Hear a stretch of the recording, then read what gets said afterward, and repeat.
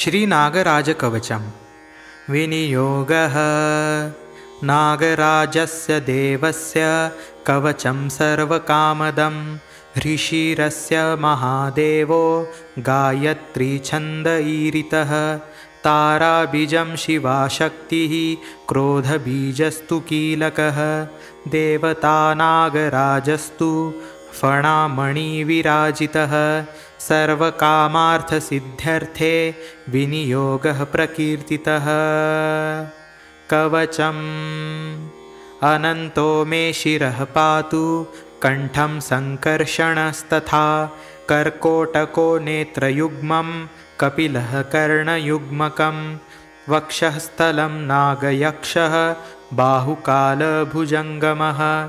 उदरं धृतराष्ट्रश्च वज्रनागस्तु पृष्ठकं। मर्माङ्गमश्वसेनस्तु पादावश्वत्तरोवतु। वासुकिः पातु मां प्राच्ये अग्नेयां तु धनञ्जयः। तक्षको दक्षिणे पातु नैऋत्यां शङ्खपालकः। महापद्मः प्रतीच्यां तु वायव्यां शङ्खनीलकः। उत्तरे कम्बलः पातु ईशान्यां नागभैरवः। ऊर्ध्वं चैरावतोधस्तात् नागभेतालनायकः। सदा सर्वत्र मां पातु नागलोकाधिनायकः। इति श्रीनागराजकवचं सम्पूर्णम्।